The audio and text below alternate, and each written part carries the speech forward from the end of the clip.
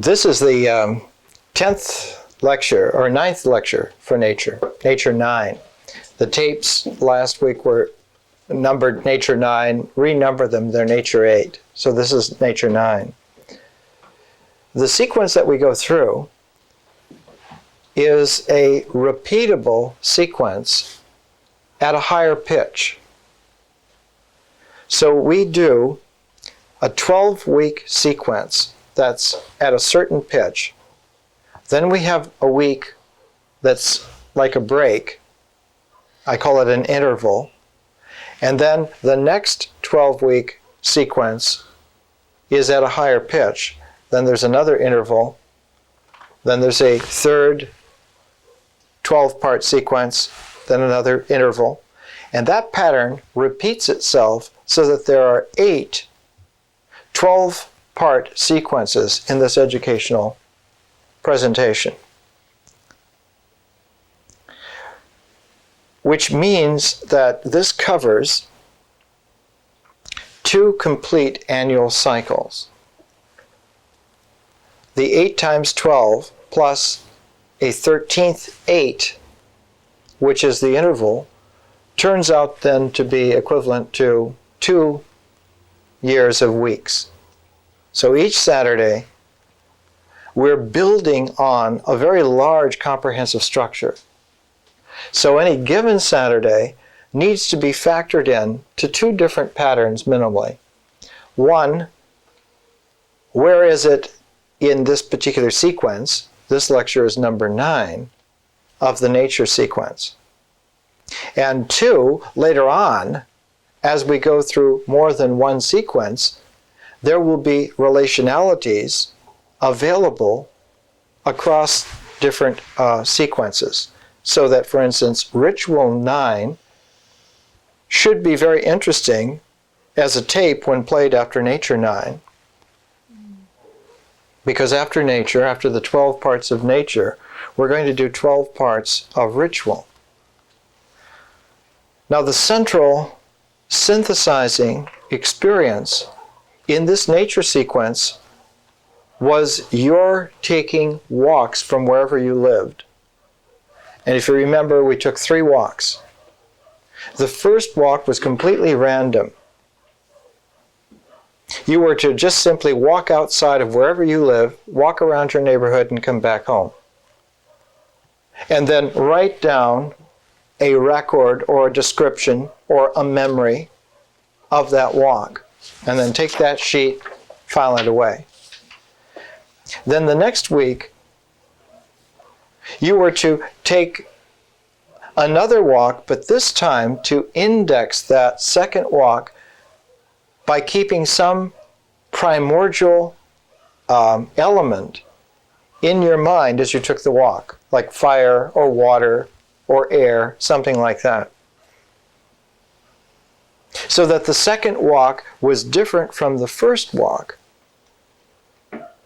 in respect of not just it being another randomness, another random walk, but that this second walk was indexed by an element, a single element. Then we were to take a third walk with a different element. So that if you chose, say, water for the first one, you might choose fire for the second. Or if you chose earth for the first, you might choose air for the second. So that when you finished that initial project in the nature sequence, the fulcrum of everything that we're going to say or develop or do about nature is founded for your own experience in your 3 walks. Now, I don't have the ability, and we don't have the time to go into the mathematics of random walks. It's just sufficient that you know that it exists. There's a very developed, and I have the book here from Caltech's bookstore on the mathematics of random walks, and there's a whole literature on this. So it's not just simply a chance situation. Yes, it is in terms of experience initially chance, but it turns out to be able to be correlated to very deep levels of meaning, to in larger levels of relationality. And so what we're learning here in nature, the number one principle in nature has a dual aspect to it. And that great scientist, the American poet Walt Whitman, is the first one to really enunciate it very clearly at the beginning of his Democratic Vistas, written in 1875. He said, nature seems to love two things. She loves them above everything else. She loves freedom and variation. She respects freedom and she respects variation. Which means that nature then is not at all some static construct where things are in place and as objects then command some kind of static reality. The best that we can say is that nature is a bowl full of variation and freedom. Now that bowl we would call in mathematics a matrix. A matrix is a form for holding in a patterned, unified relationality any number of aspects. And the aspects are not just things, but the relationalities of things, the proportions of things. So that just like in a geometry, you not only have points and lines that make up geometry, but you have angles and you have your relationships. So all of these are elements in a single matrix. And so that nature is a matrix of freedom and variability. Or, to put it in a simpler, single word, nature is a matrix of change. Change. Because freedom and variation have as a common denominator change. And so we began our education with two approaches simultaneously. One, the American nature philosopher Thoreau. And we began with Thoreau because he is the most intelligent person writing in the English language about walking. Thoreau was the most intelligent in terms of expressive people in the English language about, if you like, the delicate nuances of taking a walk. But at the same time, paired with Thoreau, and we used Thoreau because we were walking, but paired with Thoreau, we had to have something that dealt with the matrix of change. And we used the Chinese book, the I Ching, because it's the most comprehensive work ever done in any language on the patterns which emerge in change, so that all the patterns, the totality of the patterns in change, relate together and make the matrix that we would call, now with a kind of a scripted N, nature. So that the I Ching and Thoreau were our beginnings in this nature sequence. And the first 4 lectures dealt with Thoreau and the I Ching as tonalities, as pitch pipe qualities, to give us a way of beginning to explore. And in pursuance to the Thoreau theme, we took our own walks so that our own personal experience out of our own places where we live was brought into play in the course. And each of you was individual in that. You each live in very differing places, and so your walking experience, your Thoreau element of experience, was highly individual and very personal. None of you are Chinese scholars, and so your experience with the I Ching is largely through translation, through the mediation of maybe what I can present here, through the mediation of what you might have read elsewhere.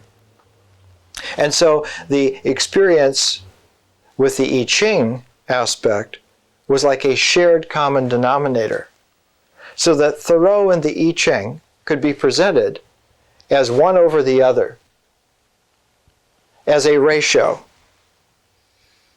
And that's how we began. That our exploration of nature, whatever it turns out to be, has to be different from identifying static objects as real, and in lieu of that, instead of that, of identifying dynamic relationalities which have proportionate ratios as what is real. So that reality is a ratioed matrix of wholeness rather than some kind of painted backdrop in which we are deposited and we have to, like a pawn on a game board, make the right moves vis-a-vis permanent structures of restriction and away or towards permanent static objects or things that are desirable or not desirable. You can see now that this is a fundamental choice. Herman Melville in Moby Dick says that the mysteries of nature almost seem as if God had once opened the great book of life and had laid a ruler on the page, but that nothing was written on the page that man could understand, so that there was a ruler in reality, but what the ruler separated was mysterious and unknown. So that nature to us is not at all a collection of static things, movable only by our manipulation, or it retaliating and moving us by manipulation, but that all is dancing, swimming in a matrix of change which has some sort of a patterning to it.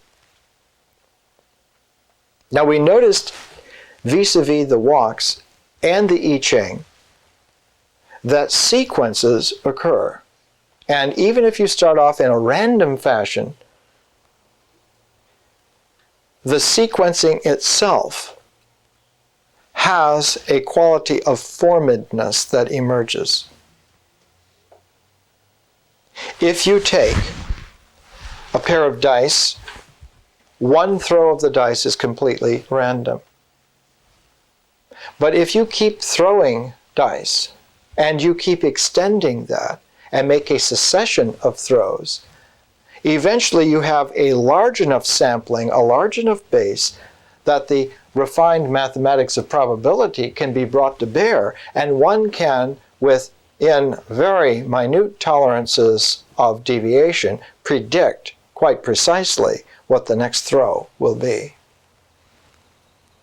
And of course there are some intuitive gamblers who have a feel for the dice and who could tell you what the next throw are. I myself was in Las Vegas once when I was about 20 years old, and I saw a man make 7 straight passes with the dice, and then he quit. And I heard him say to a friend that the dice were played out, that he could feel it in his hand. And he walked away from the table very, very filled with moolah, which is what you want to do. As we extend our sequencing, form emerges all by itself out of that extension. We don't have to put it there. We don't have to cross our fingers and hope it's going to be there. We don't have to say, well, it's there, but we don't see it. All of those kinds of statements are more or less entertaining, but don't really disclose to us anything interesting and indelible about nature. They're just speculation. They're what Plato called doxa, opinions. And opinions are like writing on the sand. The next wave's going to take it away. So nature, as a matrix of change, through extended successions, discloses in the movement of the succession itself, in the way in which change happens, discloses form. And the form is appreciable. And so our beginnings in nature with Thoreau and the I Ching were to begin to recognize that the only way to characterize nature, if we're going to assign it some kind of position value, is to assign it a mysterious value designated as zero base. That we cannot say that nature is the beginning in terms of one, but nature is the beginning in terms of zero. We do not know what it is. That it is, we know. What it is, we do not know. And so nature is given a designate of zero, zero base. This is extremely important and actually happens to be sophisticated, because it allows for a sense of calibration to come out of the mysterious actuality and to begin with the mysterious actuality rather than to begin with some identifiable oneness. This turns out later on to be extremely significant. We know from late 1980s chaos theory that whatever you begin with characterizes what you end up with. However you begin any kind of a sequence preconditions, in a way, highly consistent with what you end up with. If you start with nature being a one, you end up with a natural bifurcation process that ends up with duality. And when you close the circle of circumstance, because extended succession does not extend in a straight line, but because of the mysterious ways of this universe, succession curves. Always, always, always. One of the great insights of the 20th century from a Frenchman, Max Raphael, who did a lot of work on art theory, did a beautiful book called Prehistoric Cave Painting. It was one of the first of the Bollingen series books, about 40 years ago. Raphael, in Prehistoric Cave Paintings, translated out of the French into English, in chapter 2, entitled, curiously enough, The Magic of the Hand. The Magic of the Hand. Writes this about the origins of art, the first beginnings of imagery for our kind, for Homo sapiens sapiens. The formal basic element of Franco-Cantabrian painting, that is to say, of the French-Spanish cave painting, the basic first principle is the concave convex curve. The very first thing that occurs in Paleolithic art is the curved line, either a convex curved line or a concave curved line. They never, ever appear together. When the concave and the convex occur together, you get a sine wave, which is a universal mathematical structure. What is it the structure of? It's the structure of the movement of energy. A sine wave is the certain signature that energy moves. In the origins of perceptual expression 30,000 years ago, one never gets the pairedness of the concave and convex lines as a sine wave. They are always separated. And the reason for this is that in nature, the manifestation is always bifurcated. It's always polarized. It never occurs together.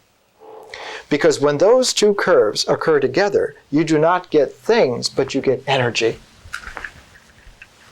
When they are apart, when they're bifurcated, when they're separated, when they're polarized, then you get particles. Then you get material. And materiality is all based on the fact that energy has become mass. And so the accurate resonance of perception of the reality of nature in terms of primordial expression is that the concave and the convex curve are always disparate. They're always bifurcated. Because when they are joined together, mass transforms into energy. And instead of having something there, you have its energy form.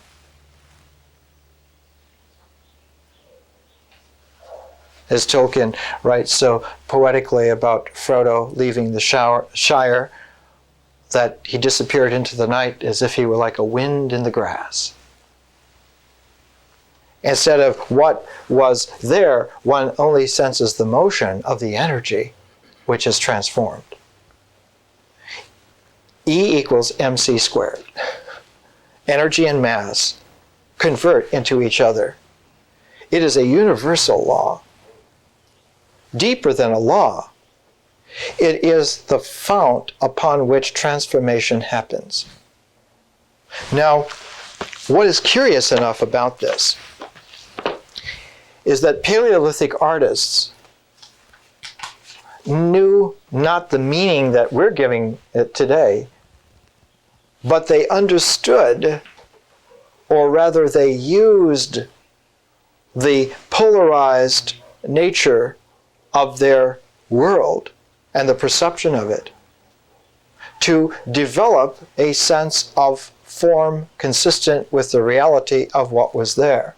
And in a polarized world, in a world of things, of particulars, of material, whenever there is an energy introduced into an existing relational form, a body of material, and that body of material has in its structure a clear choice of either one way, a convex curve, or the other way, a concave curve, known as right-handed and left-handed. Whenever you have material which has in its molecular structure a left-handed or a right-handed spin, as they call it, any energy introduced into that object will produce a characteristic resonance whereby the waves of resonance of that energy will be converted from an introductory line coming in into the curves consistent with the left-handed or the right-handed structure. These are known as chiral materials. And a good definition of a chiral material is an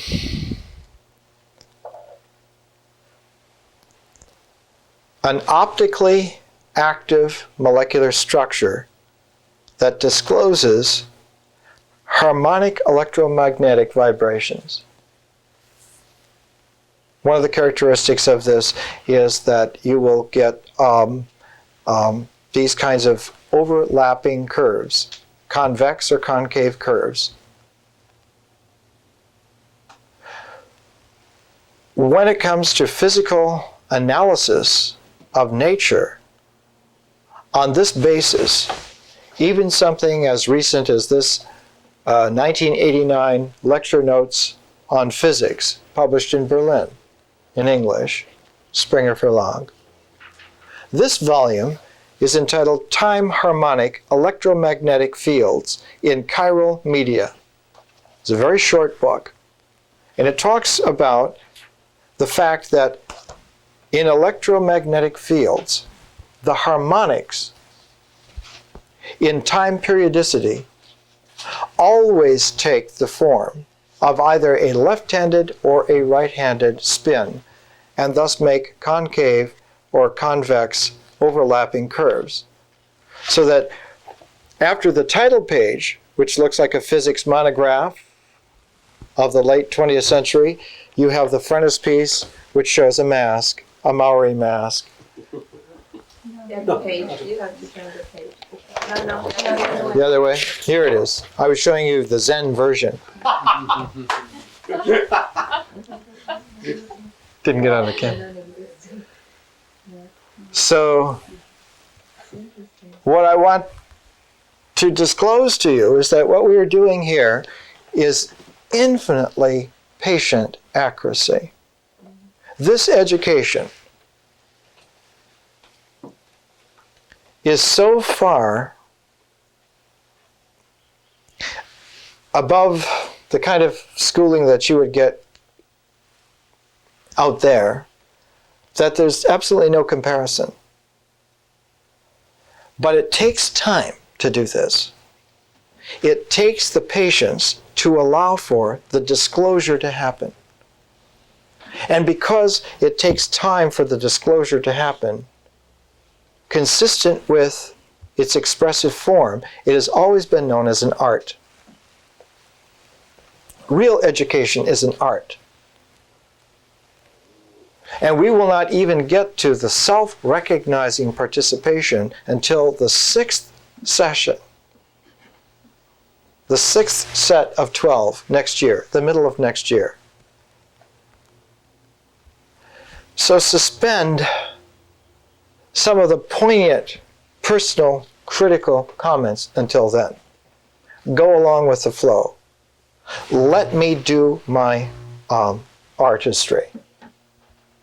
Participate in it and let it happen, because there is something in here which I think the best term that the English language has is composition. The great photographer Edward Weston said composition is the strongest way of seeing in one of his day books. Composition is the strongest way of seeing. And we are composing in terms of a universal harmony. Now, if you were to study harmony, you would have to go to music. And the textbook that was used for a long time in music in our time was Walter Piston's Harmony, published here by Norton. And there are some fancy variations of Piston's Harmony. For instance, there is this volume here that came out called 20th Century Harmony, Creative Aspects in Practice by Paraschetti.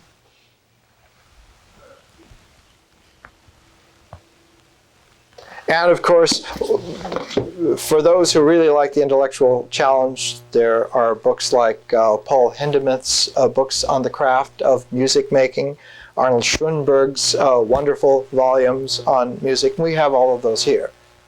Or you could go to Schoenberg Hall at USC and check out the things.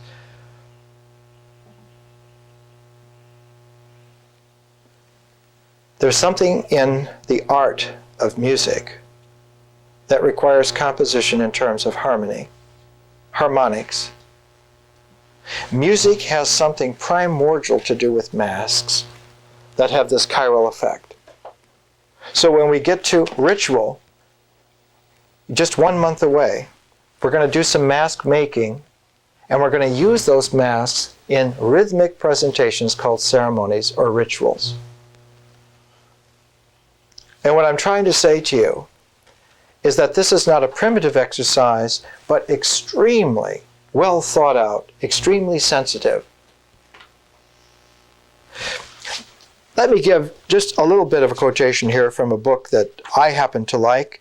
It's an old book, my God. It came out during the First World War. It's called The Evolution of Harmony, a treatise on the material of musical composition, its gradual growth and elementary use by Kitson, published by Oxford University Press. At one time used in the British Commonwealth as a little bit of a crib book for people who would compose little hymns here and there, because the British were all over the world at that time, and you needed these pocket guides. The very first paragraph is important to us for our consideration. It concerns harmony and composition, harmonics, and the principle of increment.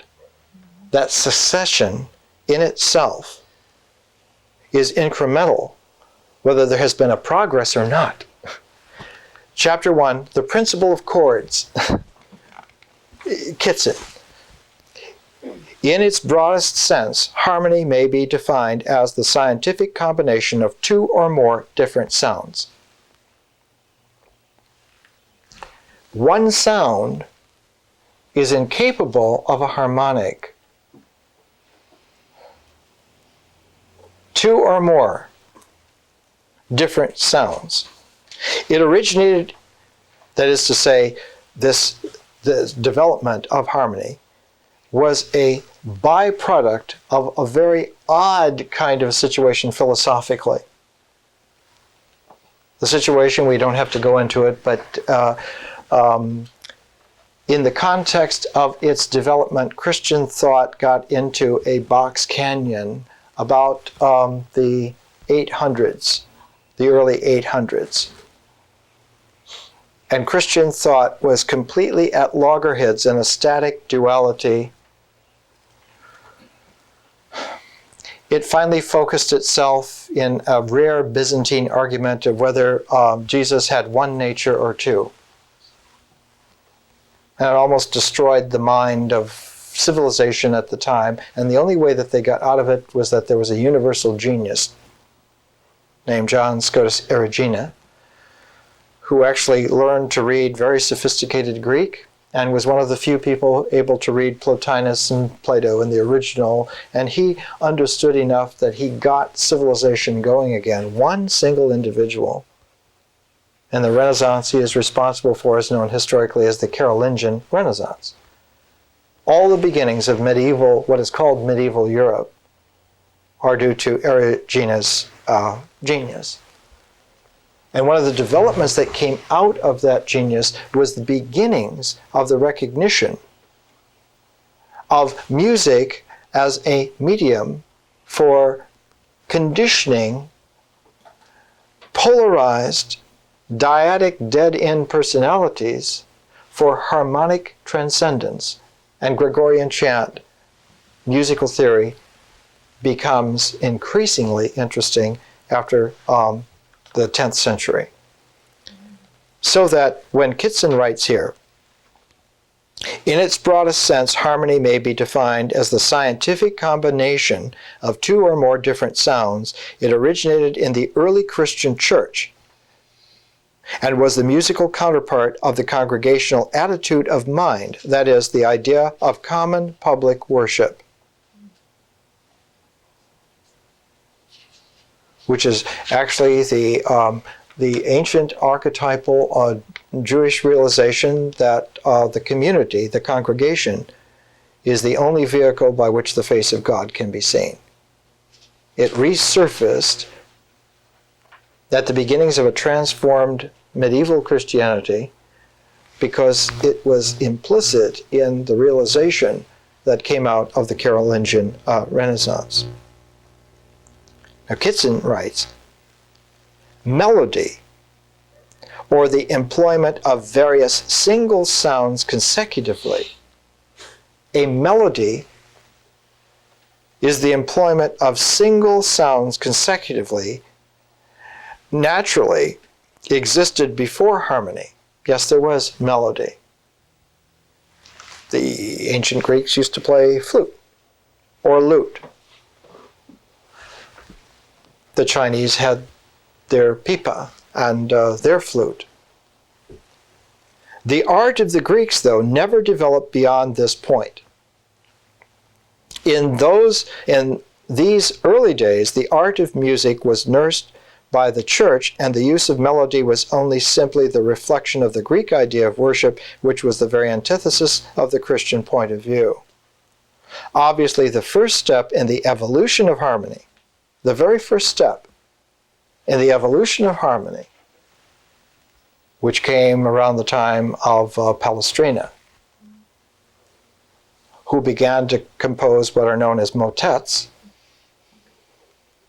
And they had a succession because they were like sound tableaus of mystical dramas and playouts.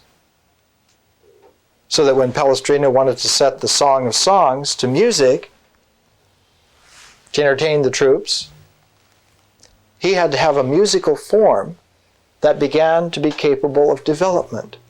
And this was epical.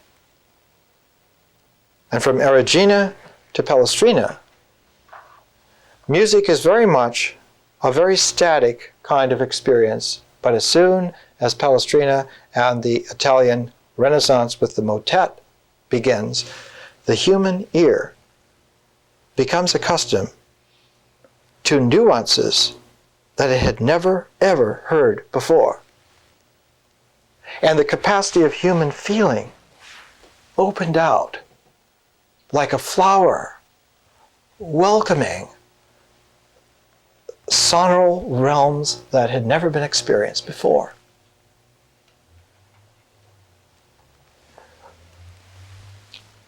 Within 50 years of Palestrina, the compositional development of motets reached such an extraordinary complexity that Sir Thomas Tallis in England, for the coronation of the young Queen Elizabeth, wrote a motet in 40 parts. There's no way that anyone can hear a motet in 40 parts. But he wrote it, and it could be sung, and it could be understood. Because the appreciative emotional grandeur of the nascent Elizabethan England was a quantum leap above that of her father, Henry VIII.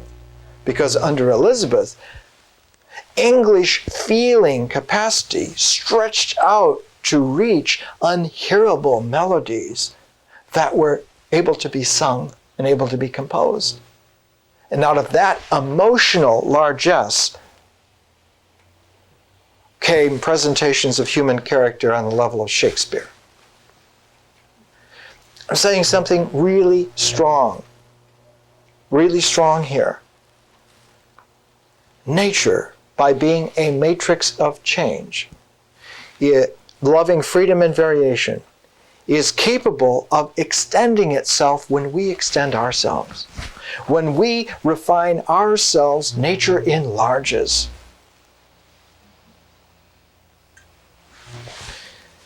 The ancient Egyptian Hermetic principle was that each day when Ra rose again, that new day was added to the successive strings of days reaching back millions of years.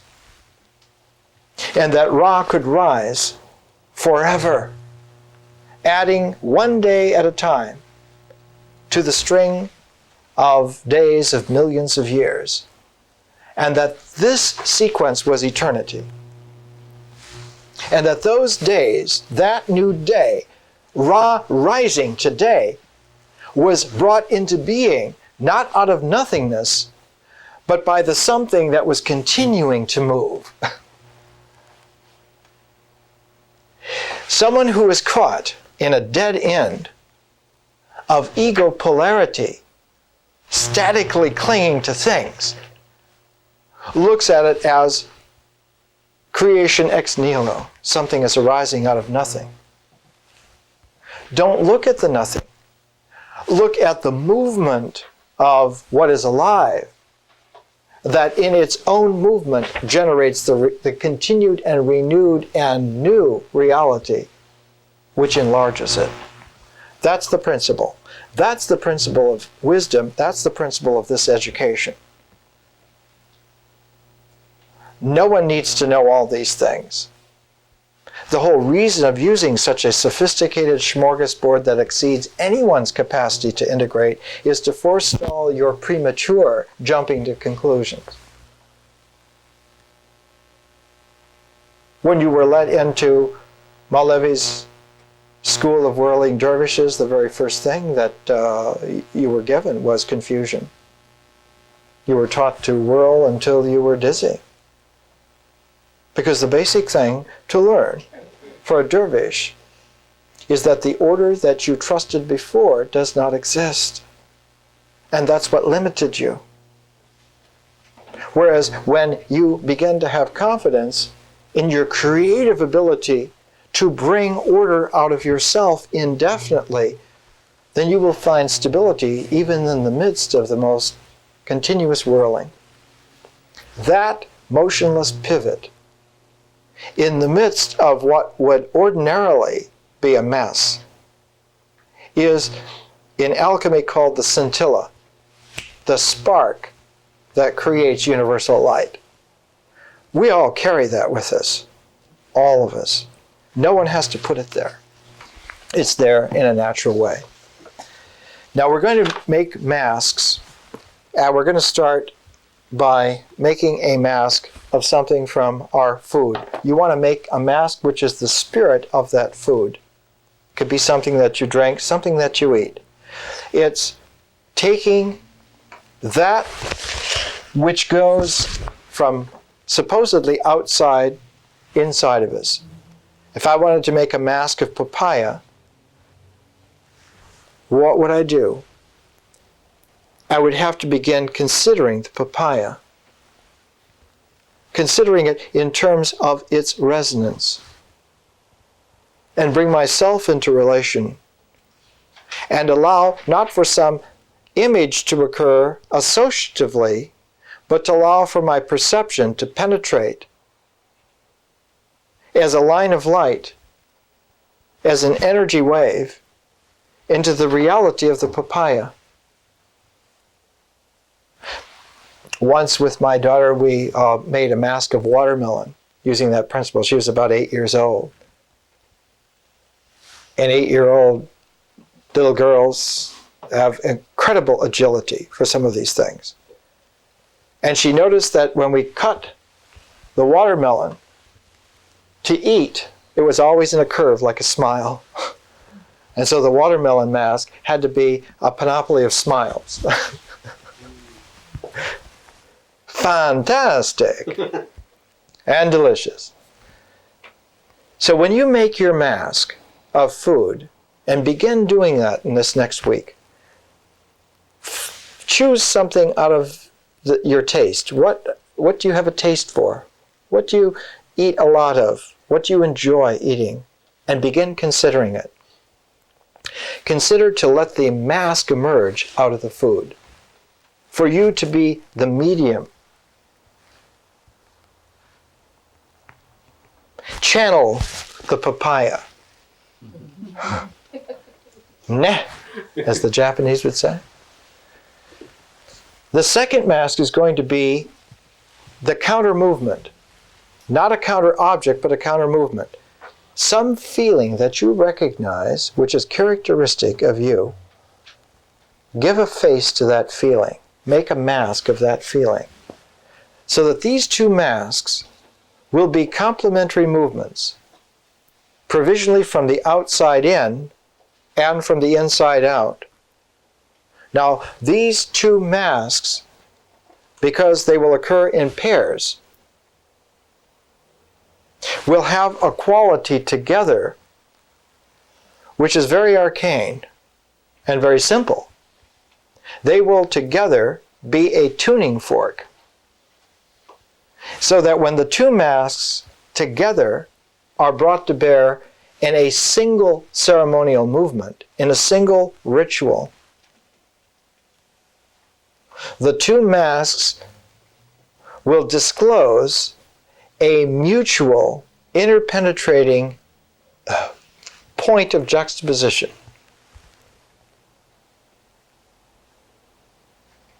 When we bring the two masks with the faces out together, the space in between closes and closes and closes until there's just the slightest atomic gap of air between the two masks. That particular area, that volume, which is then identifiable because the two masks are brought into juxtaposition, that area in between them is the first identifiable surface of a membrane.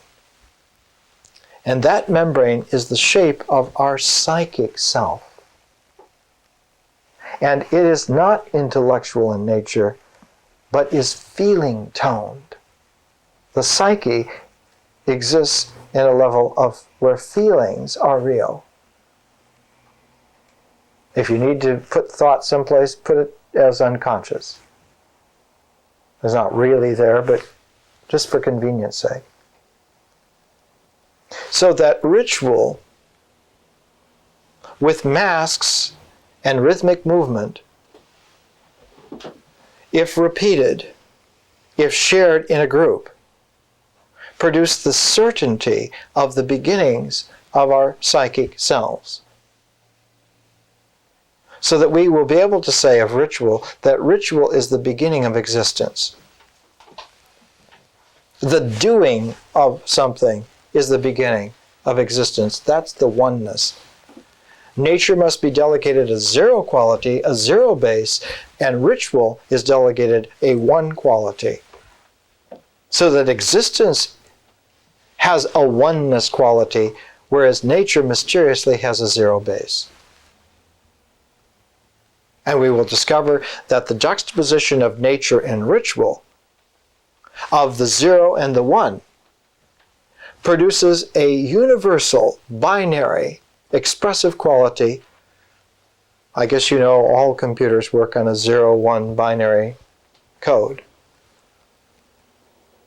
The computer, which in the feeling psychic shape, that begins to work once that binary code is established between nature and ritual, is the phenomenon known as mythology through the vehicle of language. Language is born between the mystery of zero-based nature and the oneness of the coherent action of the tribe. No one ever talked to themselves alone.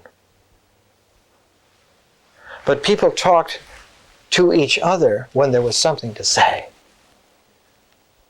And only after they learned to dance together with the masks of their food, their nutrition, and their feeling, did Homo sapiens sapiens discover language. It was analogous to discovering the cultural analogy to fire. Language is a cultural fire. And we will discover that after 12 weeks of nature with an interval, 12 weeks of ritual with an interval, we'll do 12 weeks of myth. And we'll find that the great circle, the circular cycle of nature, is given again in the great annual cycle of ritual, and given a third time in the great annual cycle of a mythology. So that a mythology and the entire pattern of cultural action and the cycle of seasonal nature are like three wheels that go together. Three wheels. And that when they spin in proportional arrangement, a harmonic develops, which allows for the interiorization of nature, allows for an inner world to happen. That world is the world of symbols. So this whole first year, we're patiently allowing for the disclosure of this compositional harmony to occur, not because we want it to be in a certain pattern, but because it does disclose itself through pure succession in this way. There's no way that a monograph on physics has a Maori mask as its demonstration, unless this were God's truth also. And it is indeed. Now I want to give just a couple of statements just to put on the record. These tapes may make it through a long realm. Let me just say this. In terms of energy and matter, waves and particles are commutable phases of reality. They can transform, they can interchange. Waves are the multiple integrity phases of energy. Multiple integrity phases of energy. Particles are the polarized dyadic distribution as matter. Matter is always dyadic, it's always polarized, it is always distributed.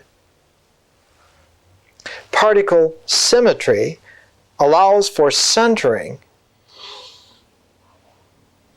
Anything polarized can be centered. The center of any polarity is the threshold for transformation.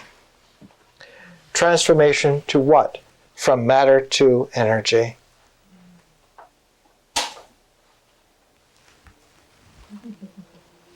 Thus speaketh the cassette.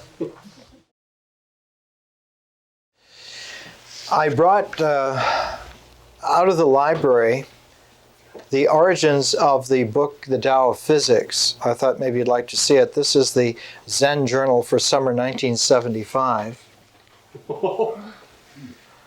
And the Dao of Physics first appeared here in a little extract in the Zen Center Journal, Zen Center Los Angeles. And had a nice little photograph of Krijef Capra showing his wonderful hand gestures.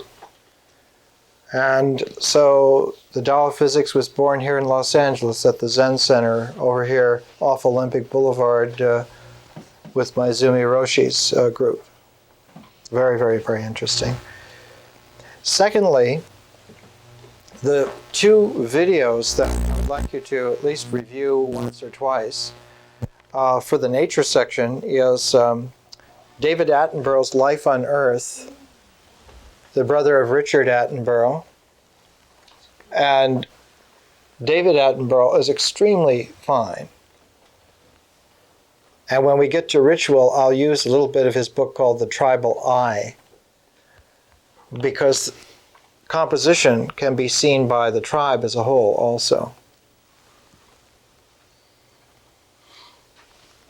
The whole purpose of the Ezra Nehemiah reforms was that the community could no longer see as a whole, and so they had to be brought back into unison so that they could see as a whole.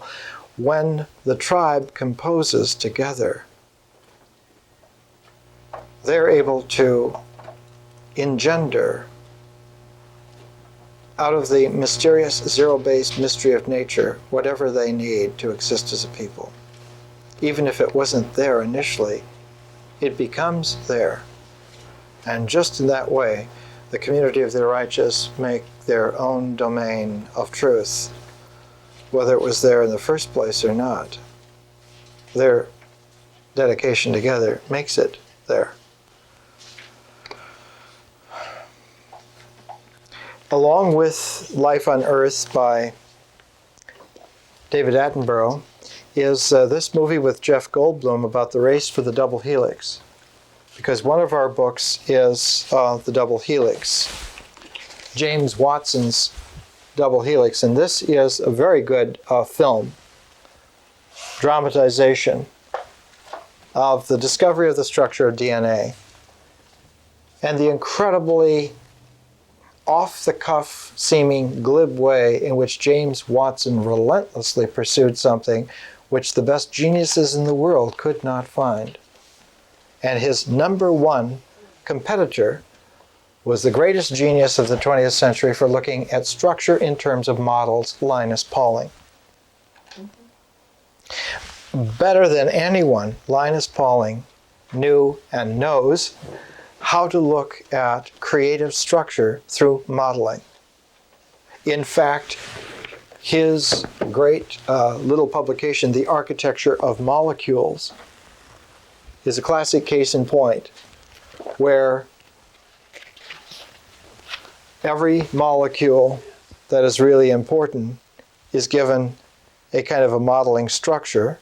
And Pauling was very close to solving the structure of DNA, the greatest riddle of life. But it was Watson who pursued it in an uncanny sort of way. He's the trickster in the whole microbiology revolution. Watson learned from Pauling to see in terms of models, in terms of modeling. And it's like Sherlock Holmes' dictum. When you eliminate the impossible, what is left is true, regardless of whether you initially believe it or not. So that we have today molecular sets for organic chemistry that are direct outcomes of Linus Pauling's genius and James Watson and Francis Crick's great success. They once had a plastic covering. These few particles, I think there are 4 or 5 different colors besides black and white. With just these few elements, we can make models of every organic molecule that exists, not only on this planet, but anywhere.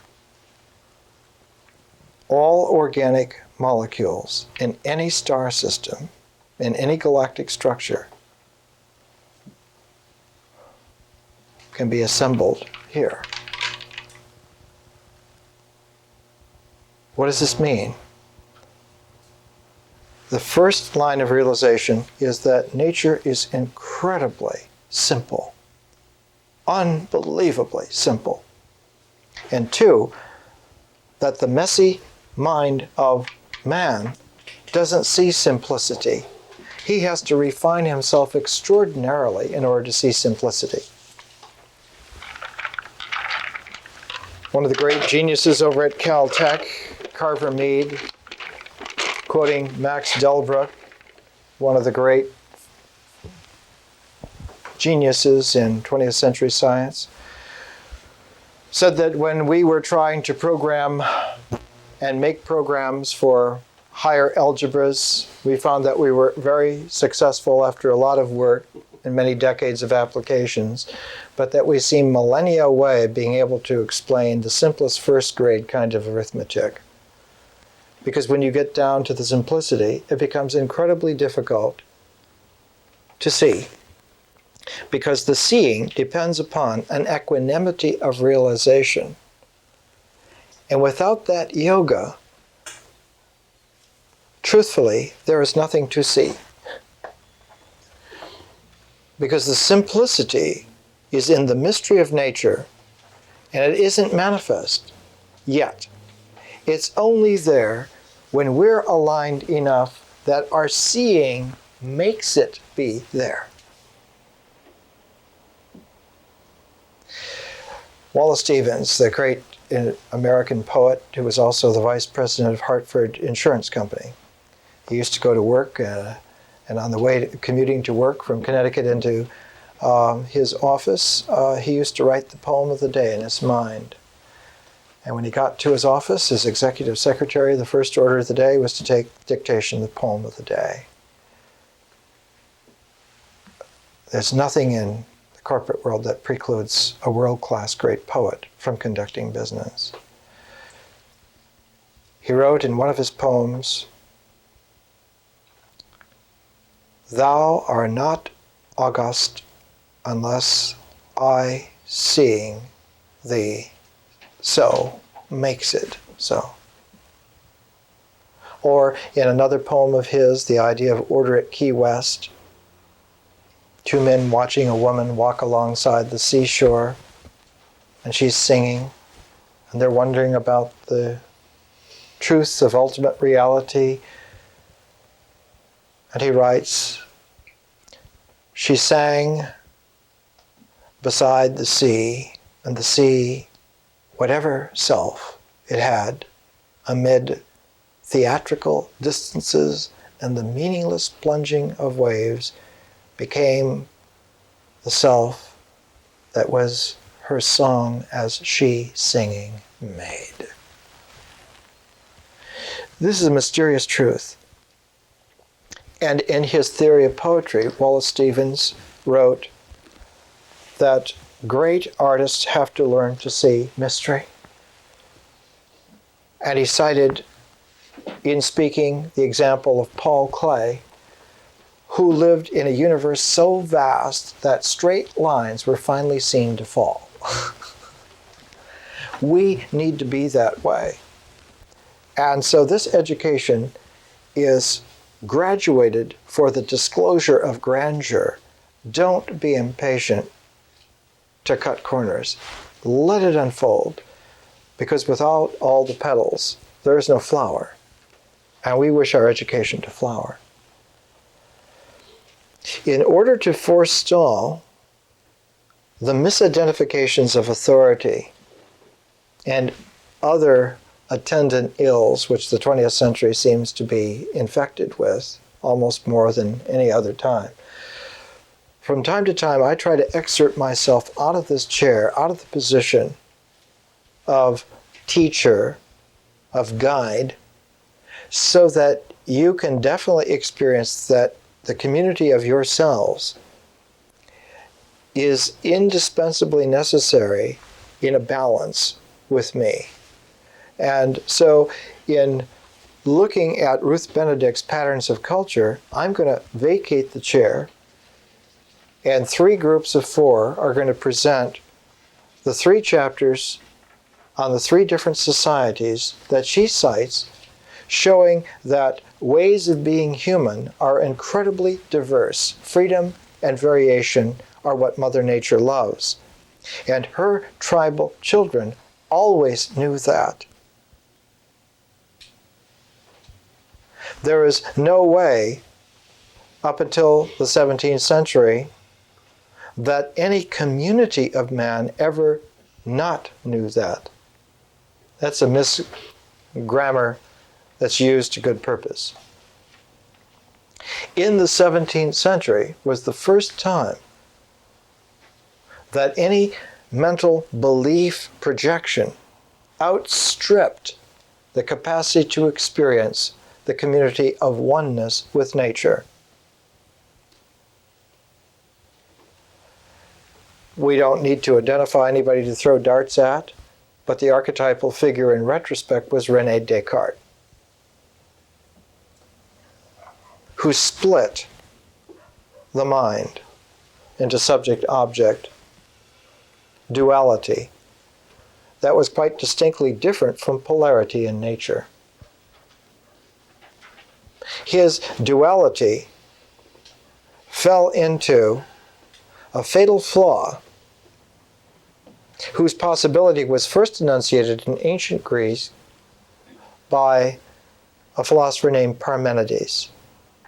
When Parmenides enunciated it, it wasn't in a treatise, an essay, but in a mystical poem called The Way of Truth. The Way of Truth.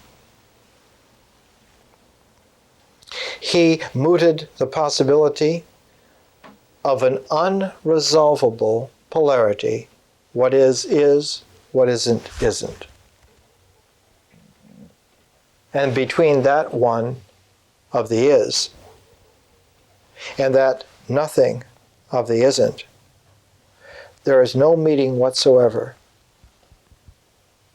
So that the only way to resolve the problem of incommensurability of nothing and isness was to jump to a higher power of resolution and encompass those two on a single level and a higher level of resolving third to bring the two together.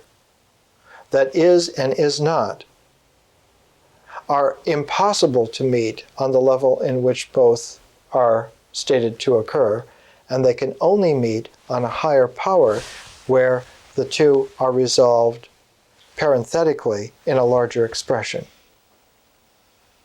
And the person who made that jump in history was, in person, Socrates. But Socrates himself never expressed in a written language that experience of that jump. It was Plato who expressed what his teacher had taught him. And that is that in a polarized world, the initial mind of man, when it becomes manifest as a thing, the mind, it also has a structure of polarity. And only by jumping to higher or deeper levels of consideration does one get out of the conundrums that have been engendered by this dyadic polarity. And when one learns that you can do this several times, a succession of levels happens, which Plato calls a method of inquiry, characterized by the love of the wisdom of doing it, or the philosophia. So that philosophy was a method of inquiry whereby two or more people together could, in a shared way, jump to deeper or higher powers of consideration. And as they mutually together, in their inquiry, enlarged the realm of possibility, they learned that what were previous impossibilities and limitations no longer were impossibilities, no longer limitations. And just as Palestrina discovered new realms of harmonic that made possible finally some kind of musical genius like Mozart, who explored universes of feeling that no one had ever even known existed before.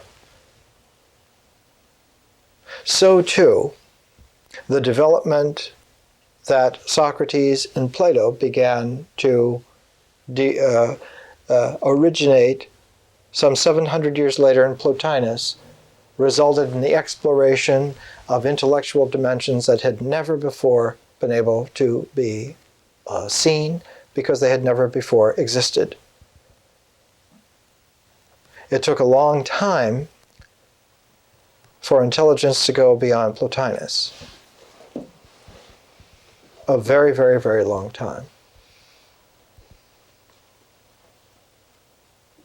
It took about 1,500 years because there's no guarantee that next year or next century are going to be progressive in terms of enlargement. The law is freedom and variation, but Mother Nature doesn't have a watch, and nothing's automatic. And if we don't really do it, it doesn't happen. So what we're doing now in our education is that I'm standing aside, kicking these particles of models out of the way. I'm going to turn the chair over to the three groups. Three different kinds of culture, and they're all based on Ruth Benedict's Patterns of Culture, which is the book that we're reading along with the Double Helix. Next week, I'll bring the two books together, start with the Double Helix. So if you get a chance to see the Jeff Goldblum film during the week, that would be good. And then I'll bring it into juxtaposition with the material that we developed today. Notice that the double helix, it's a pair. And what was so difficult that Linus Pauling could not see, because the modeling just didn't make sense, is there is an incomprehensible simplicity to the double helix structure. Watson, in order to keep himself loose, to experience the mystery, wrote in this way: I went ahead spending most evenings at the films, vaguely dreaming that any moment the answer would suddenly hit me. Occasionally my wild pursuit of the celluloid backfired, the worst occasion being an evening set aside for ecstasy. Peter and I had both been too young to observe the original showing of Hedy Lamarr's romps in the nude, and so on the long-awaited night we collected Elizabeth and went up to the Rex Theater. However, the only swimming scene left intact by the English censor was an inverted reflection from a pool of water. Before the film was half over, we joined the violent booing of the disgusted undergraduates as the dubbed voices uttered words of uncontrolled passion. And the next page. My doodling of the bases on paper at first got nowhere, regardless of whether or not I'd been to a film. Even the necessity to expunge ecstasy from my mind did not lead to passable hydrogen bonds. And I fell asleep hoping that an undergraduate party the next afternoon at Downing would be full of pretty girls. But my expectations were dashed as soon as I arrived to spot a group of healthy hockey players and several pallid debutantes. Bernard also instantly perceived he was out of place, and as we passed a polite interval before scooting out, I explained how I was racing Peter's father, Linus, for the Nobel Prize. Not until the middle of the next week, however, did a non-trivial idea emerge. It came while I was drawing the fused rings of adenine on paper. Suddenly, I realized the potentially profound implications of a DNA structure in which the adenine residue formed hydrogen bonds similar to those found in crystals of pure adenine. That was the trigger. Watson was one of these kinds of errant geniuses who could not go by the rules, but he worked at 110% capacity when he was allowed to play outside the lines. But he never forgot the purpose of the play.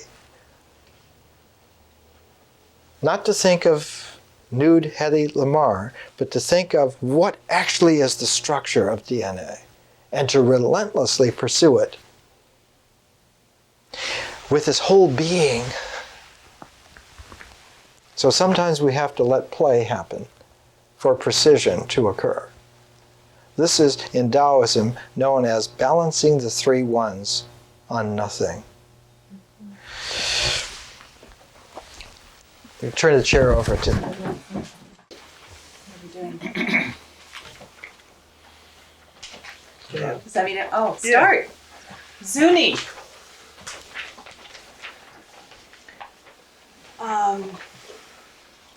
The Zuni Pueblo Indians of New Mexico built their very great and planned numerous cliff dwellings in the golden age of the 12th and 13th century. They were preceded by the basket-making people who were displaced and exterminated by early Pueblo Indians. This is just a very loose compilation overall. The Zuni honor and value sobriety and inoffensiveness above all other virtues, and are ceremonious-centered with rich and complex ritual structuring their realistic lives. Cults of masked gods, of healing, of the sun, sacred fetishes, war, the dead, corn planting, and harvest requires and depends on impeccable trainings of dance and perfect ritual, which is seamlessly dovetailed ceremonies. Their calendar chartered by a group governing body and an endless formal procedure. That pretty much embodies their whole structure. Water is the main vehicle for blessing, and it's considered the most holy. The chief priest's sun cult ruling council is not allowed to make individual war decisions. The two chief priests' war cult must have complete agreement of the group to declare war. There's 4 major and 8 minor priesthoods, which is theocratic, like the Tibetans. Priests are necessary for ritual. They do not hold public ceremonies. Rather, they retreat with sacred bundles into secret and holy, private, lengthy, motionless, meditative rites. Thought of as the guardians of the people, but unlike the Plains Indians, do not covet or pursue, and this is an adjective used in the book, the vulgar, ego-driven individuation process of the Dionysian, supernatural embodiment of God. They are a matrilineal family, ceremonially united in ownership and care of sacred, magical, and symbolic fetishes. There's no courting of excess in any form, therefore no tolerance of violence, no indulgence in the exercising of authority, or delight in any situation in which the individual stands alone. They do not picture the universe as dualistic with the notion of good or evil. Therefore, there's equally no such concept as sin. Pleasant relations between the sexes are merely one more aspect of pleasant relations with other human beings. The breath of the gods are their breath, and by their common sharing, all things are harmoniously accomplished. You said it all. And there's a lot more to be said. Oh yes, there's a lot. Go ahead, John. Yeah, go ahead, Chris. That's okay. No, I'll look through my notes here. Fine. Okay. These 60-odd pages of this chapter are just packed with information, and we have tried to force ourselves not to be going on here all day. So I'll just try to hit on a few of the things that I felt were important in addition to what Nisa has already provided an excellent outline. This is a society that I wouldn't have liked very much because it is so rigid that everything is sacred. Each house has a kiva, which is a little ceremonial chamber, and everything is done according to the patterns of the group. And the language has to be exact. And it said in one section that virtually all the waking hours of the men are involved in ritual of one kind or another. There are many different societies. There's war societies and medicine societies. I think we already hit on this. But it's a very highly structured, very close-knit society. And it was interesting to me that it's not puritanical. It's not like a Western society. And so even though it's bound tightly together and it's all formed, shall we say, as Ruth Benedict said, it has a certain aesthetic beauty because of the way it just works. And the ideas, to me, that you always look for in a society is how do they deal with the realities of sex and marriage and violence when they happen. And in this society, a marriage can be dissolved virtually by the woman putting the man's clothes outside of the house. I mean, it's almost that perfunctory. Obviously, there's a lot more to it, and everybody has personal feelings. The other was the idea of murder, that when a murder occurs, there's a cash settlement between the parties who remain, and the person who committed the murder is then inducted into the war society and becomes part of the police department. And I'm not sure how many of our LPD people have been through that, but it was what it came back to is that everything that happened could be integrated into the culture. And even though there were negative things occasionally, they could all be intertwined into it. But anyway, those are a couple of points. They have no women's societies, so they have no women groups. Now, there were a few women who participated in the groups, but not many. Not many. And but they really valued having their women happy. That was, in fact, one of the things they prayed for was that their women would be happy, and that so that was. well, I don't really have to add anything to that. The thing that I like, I mean, there are many things that you don't like about them, and I agree with you, but there are certain things that it says on the book, life is always present, like death is always present. They have no fear of death. There's certain things that I did like about, and when they pray to their gods, they say, we shall be one person. There are certain things that I did like about their, about that tribe. Didi? Well, there were a point that Ruth Benedict made, which was that the Zunis, or the Pueblos, were distinct from most of the Indian societies in North America, and that they were Apollonian in nature. In other words, they were about taking the road one step at a time in moderation forward, so that formed a circle eventually, and that was their path. Sobriety was important to them. There haven't been problems in future generations with Zunis becoming alcoholics, for example, because they thought that to be drunk was a horrible thing. It wasn't a law, it was just something that was a horrible thing, an excess. Whereas the Dionysians, believed that the excess of either joy or of fear would bring them to the higher states of vision. And that was approached by the Zunis through moderation. So both had their way or their path culturally in which to reach a higher state. One path was the Apollonian path, which was that step-by-step moderation, and the other was the Dionysian path, in which people would cut off their fingers or scar themselves or experience excessive joy to get to another level of understanding, a higher power. I didn't find that the lack of women's societies was troubling to me. I didn't see that the men prayed for women to be allowed to be happy. I think that would be excess. I don't think it would be moderate. What they did, though, do was to have, the women were held a space. That's what they did. The women were only in the societies when it was to save their lives. But it wasn't that there were no women's societies. The women's societies were formed without being formed.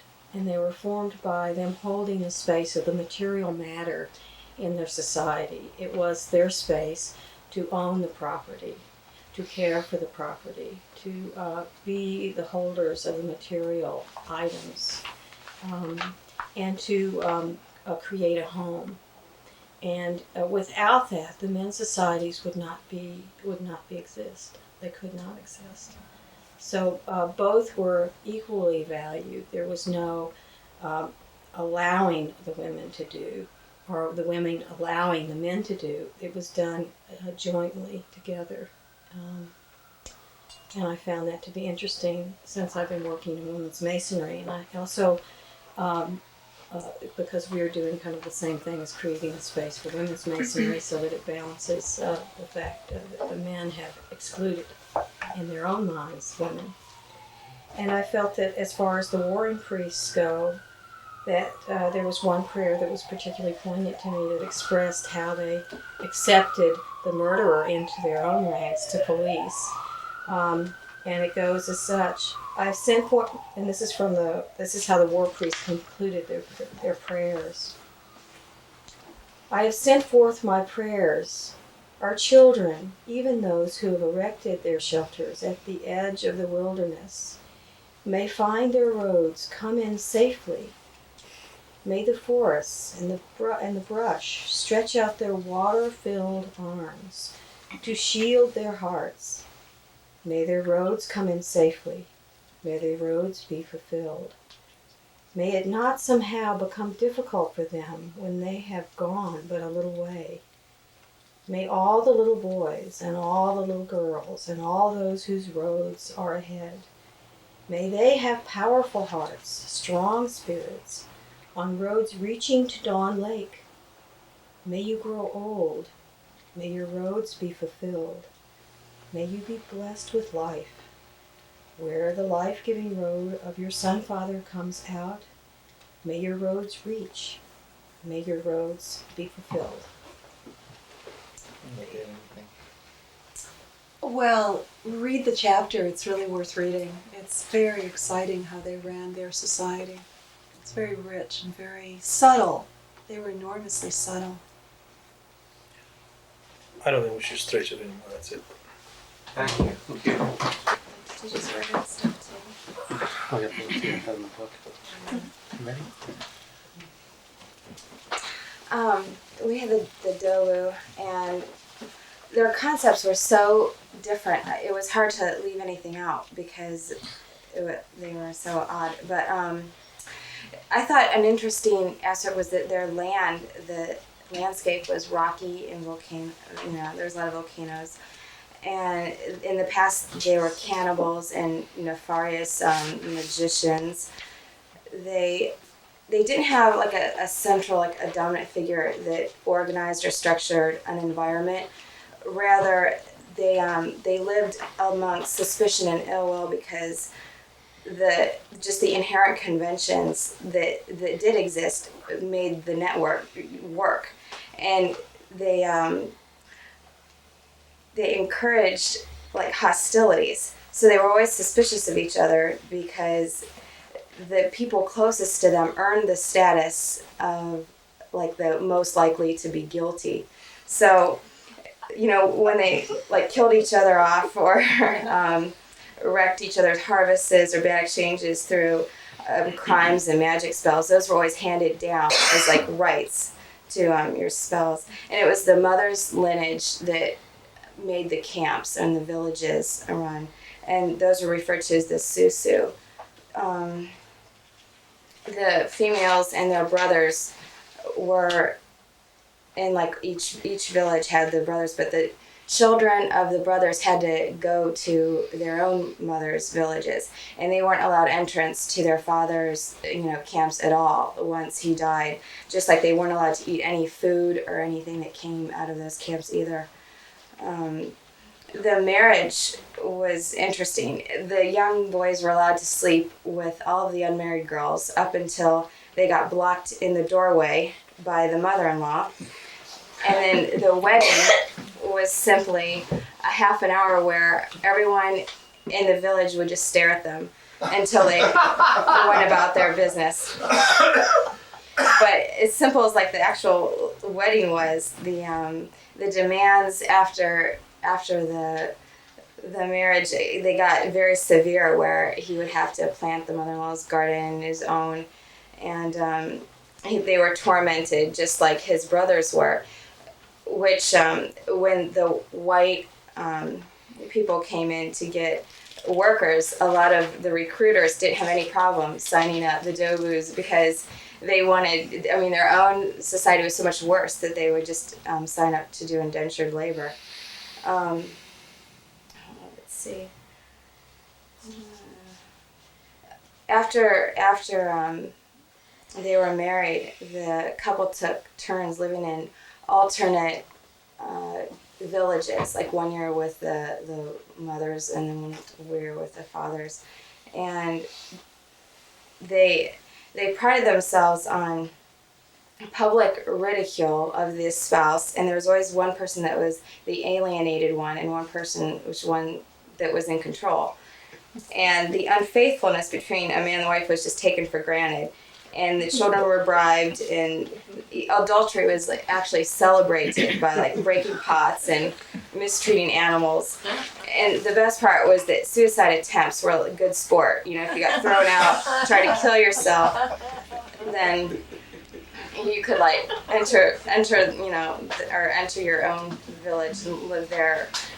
But the ownership of the yam lines, which was their mainstay, was a real strong link in the society, almost as thick as like the bloodlines, and they were hereditary. You know, they were like passed down as gifts and inheritance. The gardens, even like with the husbands and the wives, were kept separate. So even though they lived in the same household and had the same garden, they planted their own yams separately, and there was absolutely no mixing of the two.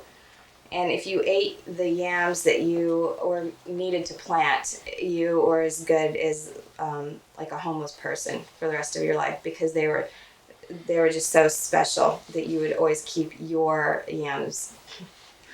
So, yeah, I think that's about all I have. Yeah.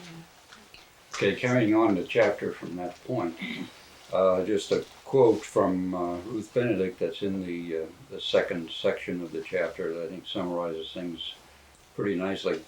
All existence is cutthroat competition, and every advantage is gained at the expense of a defeated rival. Furthermore, this is accomplished in a secret and treacherous manner, and the culture recognizes one who cheats another out of his place as a good and successful man. The way I would view this is, in short, the behavior is behavior that in our culture would qualify you for an immediate invitation to appear on Geraldo, be considered kind of commonplace in Dover. Bravo. Sorcery is the primary means for accomplishing this treachery. And magic has a central role in all Dogon life. The Dogons believe that no result in any field of existence is possible without magic. Incantations are required for yams to grow, or fruit trees are protected from theft by malevolent charms. Love magic is required for sex desire to arouse. Exchanges in economic transactions are brought about, and the wind is made to blow through magic. Disease and death are brought about through sorcery or through witchcraft. These beliefs, of course, make it critically important for Dobuans to know the magical incantations that can make things happen. But in true Dobuan fashion, this knowledge is closely guarded.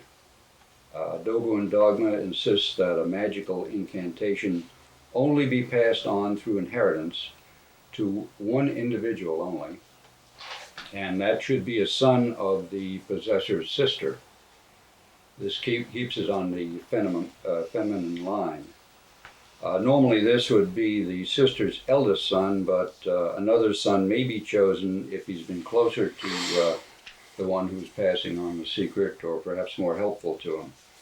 Of particular importance is your yam growing and yam protecting magic, which is kept within a clan along with the clan yam seed, and which is believed to be useful only, that is, the magic is believed to be useful only with that particular strain of seed, which is an interesting belief. You've got to have the magic that goes with the seed, and the seed follows again the feminine line.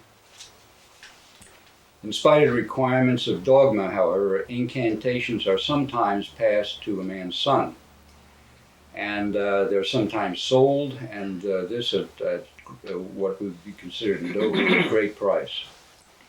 In Dobu, a good crop is taken as an indication that a part of the crop has been stolen, and this through sorcery from another. Therefore, harvests are very carefully concealed, and one with a known good harvest is subject to attack from anyone who suspects him of theft. The form of such an attack would likely be a disease charm, which is disease specific. You have a certain charm for a certain disease, and for which the owner of the charm also owns the incantation for removing this affliction. In attacking another in this way, the Dobuan will not do so openly, but will rather make a show of friendship, believing that sorcery is made stronger by intimacy. He'll then betray his victim by casting the spell when the time is considered right. Now, we've decided amongst ourselves that we should risk reading one of these incantations with no evil intent whatever. Trust just us. to give you an idea of what it sounds like.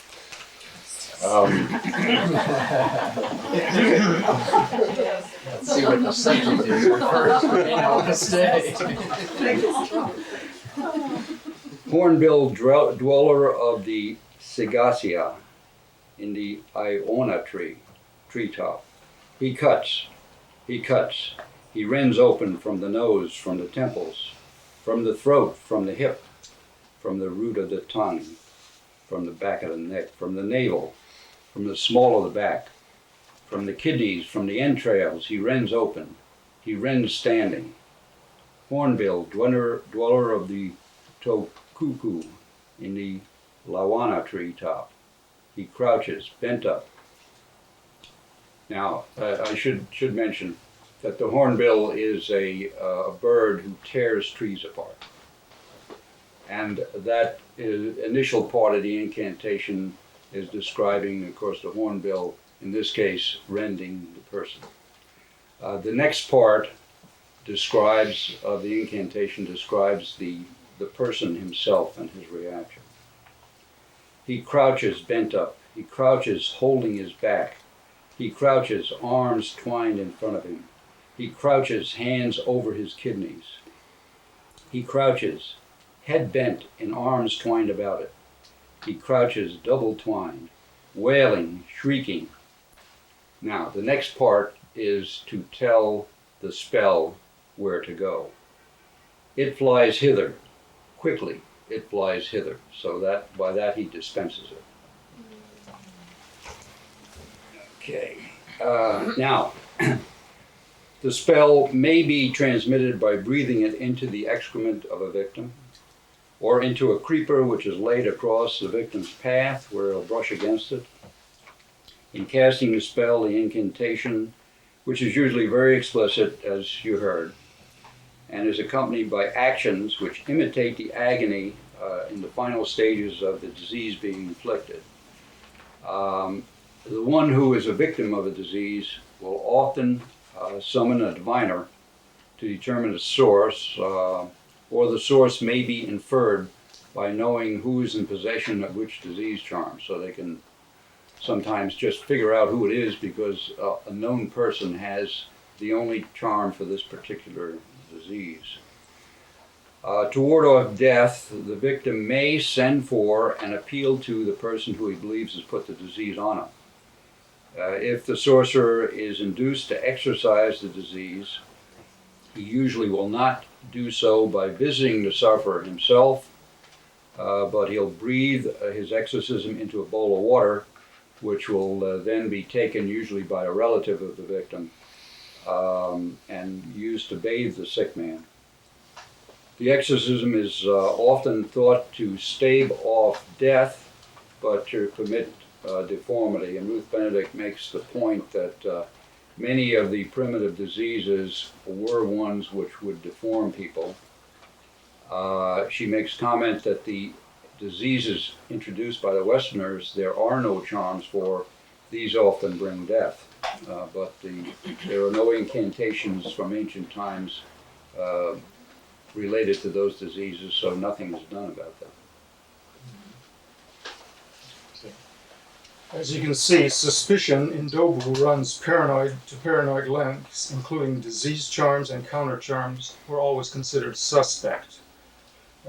Dobuans protected their properties basically with these charms and incantations to protect their crops as well. So if a thief came in and stole something, he might put his negative, his particular disease onto the plant. So when it came time to harvest, the farmer would have to do an exorcism basically of the crops, and in doing so he would always have to couch it in the plural, so as to avoid not just his own disease that he put on it, but the thief that might have come and left his. So basically all men were considered to be sorcerers, so the more powerful ones were the ones that would do what's called vada. Vada was where they would go out and perform an incantation that made them invisible, so to speak. And this allowed them to stalk their victim that they wanted to affect, and it allowed them to get very close to him. And in the process, once he got very close to him, he would jump out, shriek real loud, and his victim would go down writhing and to his wit's end, and basically eventually he would die. And that was that's the endearing part about these people. Vada stresses to extreme form the spitefulness of the Dobuan practice, and it also follows the same tactic in their economic exchanges, which later on, which generally entails endless reciprocal commercial transactions that are conducted semi-annually. These are conducted in what are called kulas, kula rings, which approximate about 150 mile radius, and diameter, including many islands. And in these kulas, valuables would be traded. Certain valuable would go in one direction and another valuable in another direction. Take, for instance, the arm shell. It would travel from the north to the south, and necklaces would travel from the south to the north. Every year during the lull in gardening operations, after the yams are planted and before they're harvested, the Dobu would go on these kula expeditions. Every man had valuables that he would take on his trip to solicit promises in exchange for products that he would receive later on. The kula is not a group exchange. Each man exchanges individually, and with all the forms of courtship with his individual partner that he goes to visit in the other islands. the magical disposition of the partner to give him favorable treatment was love charms, and this meant actually preparing his own body for this encounter by smoothing his skin, by clearing it of scars from ringworms, by reddening his mouth, and by scenting his body. So it was just like a courtship when he went out soliciting these promises. The Dobuns basically are bad sailors. They hug the coastline, they hug the reefs, and every night they disembark. So, and to top it all, the seasons that the Kulas are picked are seasons of large periods of calm. So in order to get the wind going, they would use wind charms to solicit favorable winds. And as everything else, they say that the wind arose from no other source except magic. So each man's transactions were conducted as private business. It should be noted here that material success is riddled with treachery and suspicion throughout the entire expedition. The most dangerous threat to a man's life didn't come from this trading partner on the island he was visiting, but from his own travelers, that if they were not successful in getting something favorable going, they would retaliate against him because he was successful. This gives new meaning to commodity trading. The most prolific source of bad feeling is a sharp practice known as wabu wabu. In wabu wabu, the individual would travel to several islands, soliciting several promises, at which time for products that he didn't have at the present time. So when they came to visit him to collect these promises, collect these products, he could only deliver to one, and the others he would have to lay off for a year or so. But eventually he did come up with the products, he did pay them off, and everything was forgiven.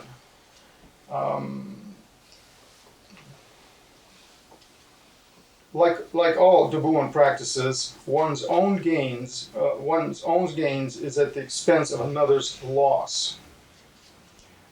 This also goes into marriage, and in the marriage exchange, for instance, if a man dared to be betrothed, he would receive all or part of a dowry, and then if he breaks off the betrothal, he keeps the dowry.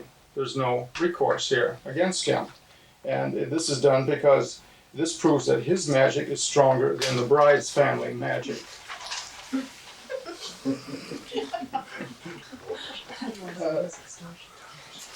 Nowhere do their attitudes suffer the most except at time of death. And to Dobuans, the death is like someone cowering under a whipping. And the first thing they do is they look around to see who to blame, what is the victim for their ills. And it's normally the spouse.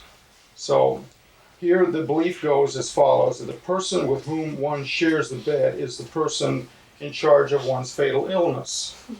And the husband with his disease-causing incantations, and the wife with the use of her witchcraft. And Dobuan life, basically, the wife is at least as much feared by the husband as the husband is by the wife. Death, when it does occur, must occur in the village of the dying person's family. The death and burial rituals are conducted entirely by the dead person's family.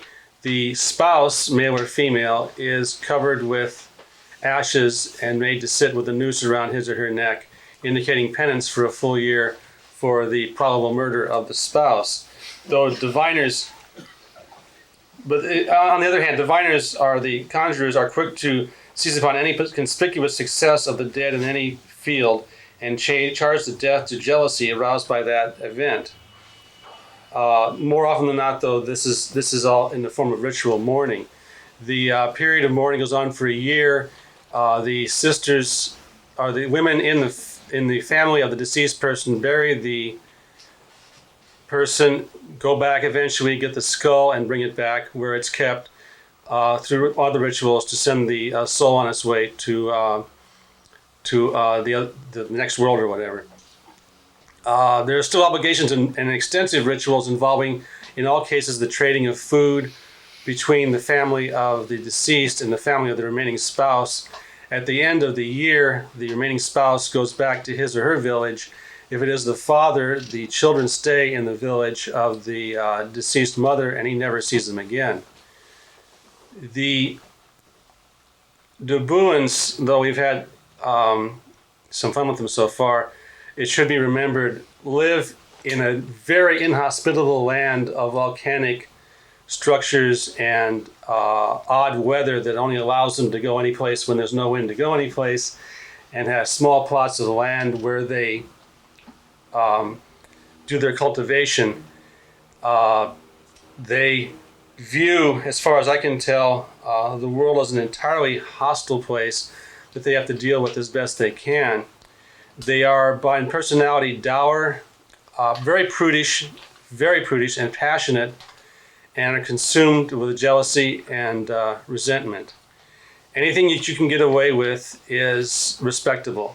The main trick is getting away with it. And as Ruth Benedict put it, they prefer to be infernally nasty or not to be nasty at all. And to conclude, I might give an observation I heard from a Green Beret officer in Vietnam when we asked him when he did something very odd. And he said, when you're out in the middle of nowhere and the whole world is your enemy, that's what he did. And this is pretty much the attitude of the Dobu. I'll read the last paragraph of Ruth Benedict because she shows very clearly what they have done and perhaps why. Life in Dobu fosters extreme forms of animosity and malignancy which most societies have minimalized by their institutions. Dobuan institutions, on the other hand, exalt them to the highest degree. The Dobuan lives out without repression man's worst nightmares of the ill will of the universe, and according to his view of life, virtue consists in selecting a victim upon whom he can vent the malignancy he attributes alike to human society and to the powers of nature. All existence appears to him as a cutthroat struggle in which deadly antagonists are pitted against one another in a contest for each one of the goods of life. Suspicion and cruelty are his trusted weapons in the strife, and he gives no mercy and he asks none.